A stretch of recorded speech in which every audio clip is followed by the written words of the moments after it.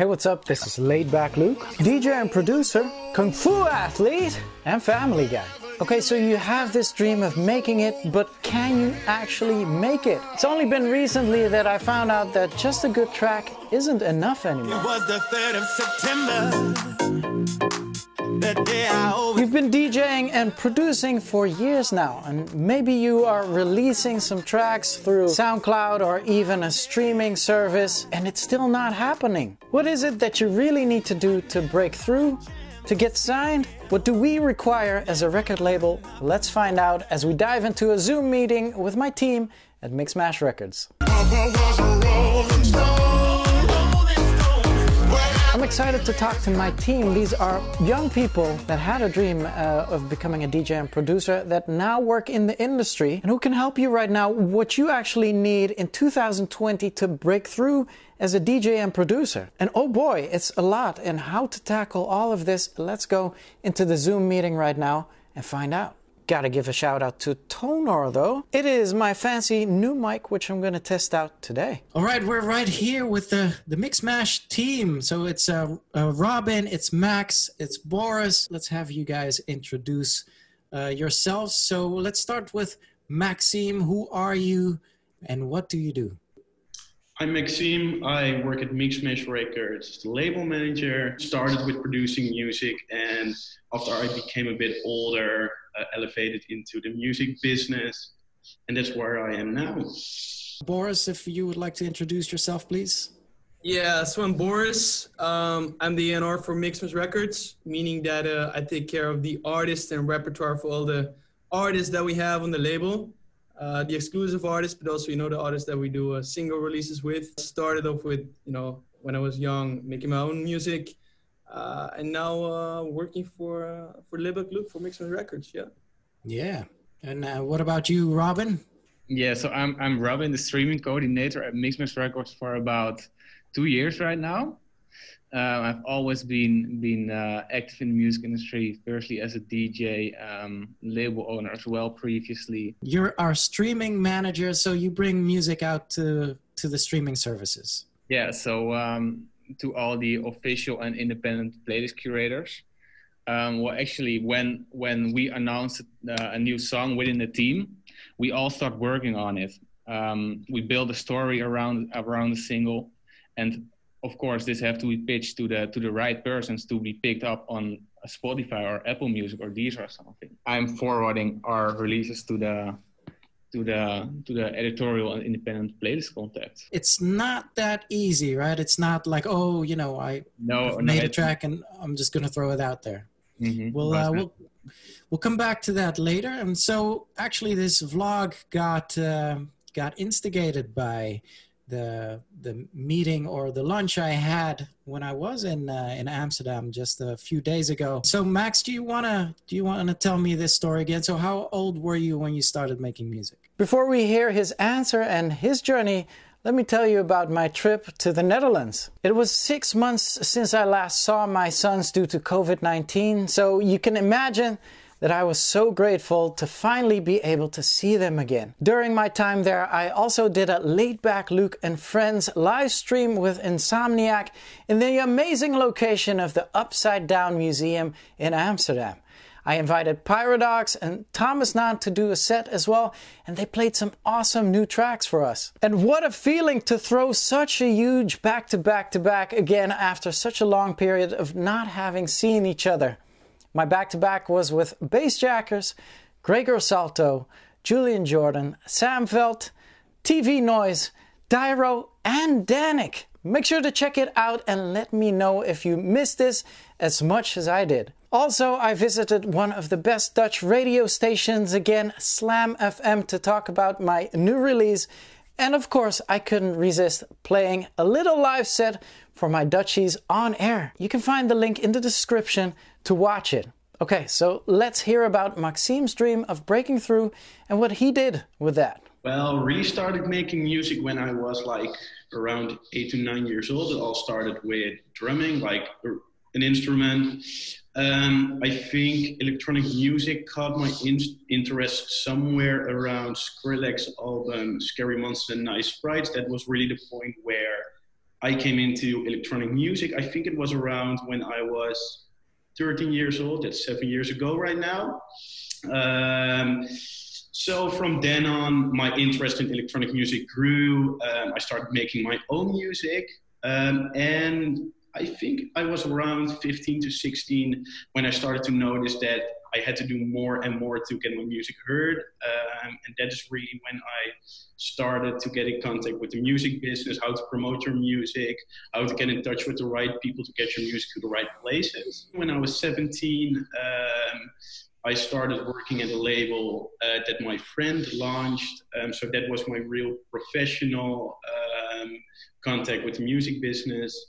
And from then on, I think when I was 18, I started at Mixmash Records. So it really grew like step by step from playing an instrument to getting in contact with electronic music, making electronic music.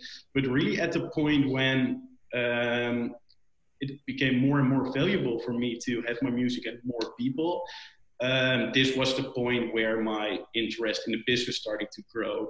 And I always wanted to do all those things myself. Yeah, that was really like the turning point for me, from music producer to music business. Because you talked to me about a revelation you had when you started working for Mixmash or working in the industry, and we'll talk about that later. How old are you right now, Max? Then I'm 20. Only 20 years old. Wow, that's incredible. And so, Boris, you have a similar story, right? You've been making music for a while, right? Really, from a young age, I was really into Chesto, and especially his old trance CDs that he did. In Search for Sunrise, yeah, or something? In Search of Sunrise, exactly. So he did like all these different series, for example, Asia, and then he did South America, and I really loved it. I mean, I'm from Breda, and he is as well. So you really felt like a sort of connection. Okay, so we have a huge DJ coming from Breda, and he was such a hero for me. And I think back then it really started my interest for dance music. And I just remember, watching all these video clips, because I was really young. I wasn't able to go to Miami and all those kind of places, Tomorrowland, and just seeing the whole dance music pop off in the US. Remember all these clips of Leave the World Behind playing at Ultra, and it was really like a magical moment for me, to be honest. Yeah, and that's one of the reasons that dragged me into dance music, and also got me eventually into producing my own music. Okay, that's quite an interesting story. And Robin, you have a similar story as well, but I feel you were more focused on the DJing part, or no? Yeah, I started with drumming as well when I was around 9 years old. Then I also played as a DJ in the local clubs. So yeah, and then at the moment I was starting my own promotional network on SoundCloud, and I just discovered I really liked it to help other DJs and producers to get out there, to get their place, to get to a bigger audience. And at that moment I also started releasing music by other artists. In the past, I've also released a song by Maxim, who's in the call as well. That's how we actually get to know each other, and he introduced me here at Mixmash. Because obviously your dreams were to break through, right, as a DJ and producer and that sort of thing. You are currently here in the industry, and it was interesting because Max actually said something to me while we were having lunch, and this was in regards to your dream, and now you're in the industry. And what do you realize right now, Max? Everyone wants to be like the next big producer, and when I started working at Mixmash Records, I noticed how hard it was to really get to another level, because many producers are at like a mid-level where you get good streams, where you have like a dedicated fan base. But when you have to make that switch to getting bookings, to getting from that existing fan base to a real new fan base, really growing your fan base bigger, that is really a step up your game. And I see that step up was really, really difficult. Many people want to get there, but most of them don't. And to say it like that, it pretty disencouraged me at that moment, to see like how difficult it was to get to a point where I wanted to be. That really was for me the turning point from still having a small dream of becoming a big artist to working in the business full time. Yeah. So what stood out for me when I was having the Mixmash lunch was, so obviously this is going to be a shameless plug for my new track, Rolling Stone, which is out right now, which was, while we were having lunch, it was the release day. Mm-hmm. And Robin was just all about the numbers. He was like, oh, you know, we're already on so and so many streams, and we got these playlists as a support. And so, Robin, my question to you is, for young talent, how important are these numbers? And is that something we look at as well as labels, you know, just to see how big of a profile a new talent has? Stay tuned, because the gold is on the way, you will see. And speaking about my new track, I wanted to thank all of you for the amazing support on Rolling Stone featuring David Gonçalves. As you all probably know, this is a very personal one to me, so it truly means a lot that you guys love it just as much as I do. David Gonçalves, who I've known for years, did an amazing job at re-singing these vocals. And maybe not all of you know this, but the originators of Papa Was a Rolling Stone are the talented and legendary Temptations. Sadly enough, Bruce Williamson passed away last week at a relatively young age. He has been part of the Temptations since 2006 and brought their hits live to a new generation of fans. My condolences go out to his family and loved ones. Okay. So let's get back to the vlog. How important are the numbers? Well, to be honest, we do look at these numbers of the artists that send demos to us, but it's not everything. It's all about the story behind the artist, the profile, thinking of great social media pictures, and actually just the whole profile, the story. When there's a story, we can build a campaign around it. We can do something with it. Just like we always do on Mixmash Bot. We ask the artist to create a track breakdown, etc. That's something we can pitch to the editorials.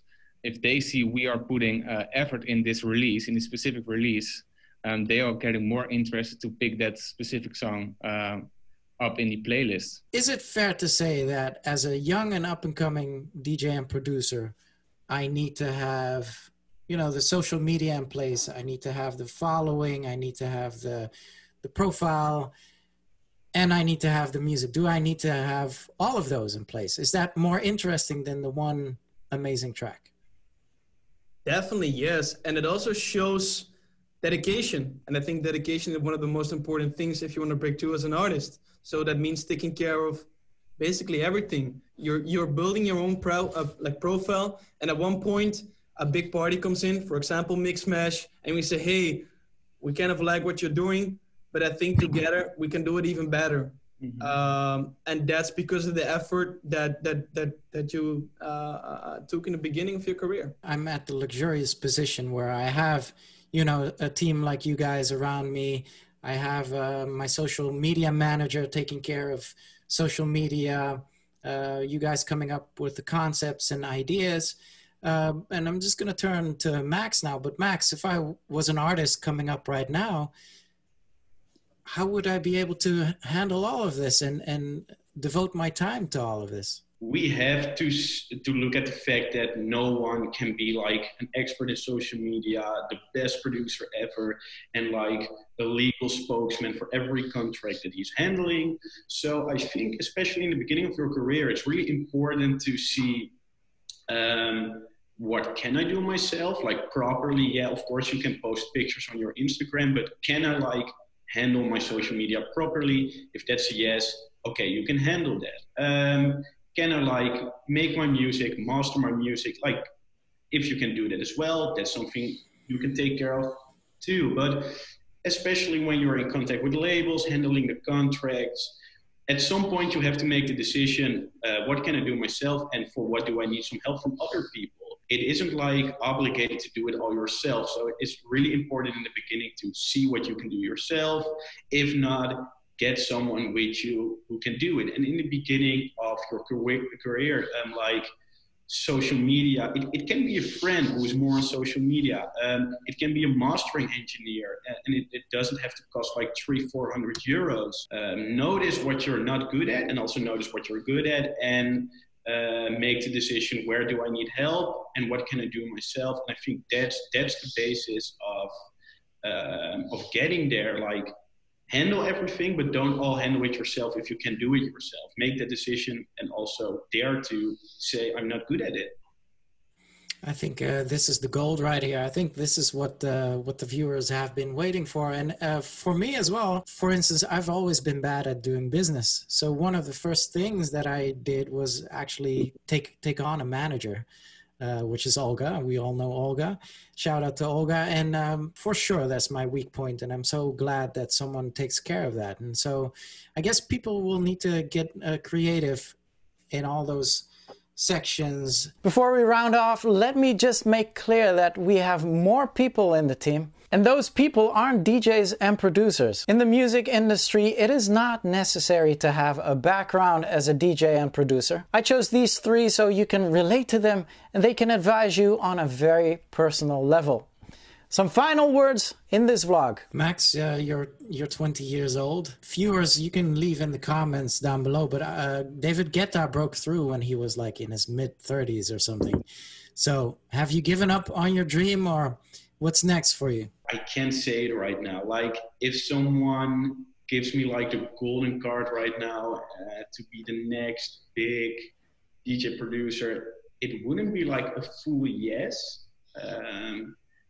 But right now for me, it's a no. I'm just not sure what the future will bring and what my vision on it will be by then. But right now it would be a no, and I will stay in the business, yeah. Because I see that gives me way more satisfaction with what I'm doing. And I also see that, like, I always have a big craving to working with music. When I was younger, I filled this with making music.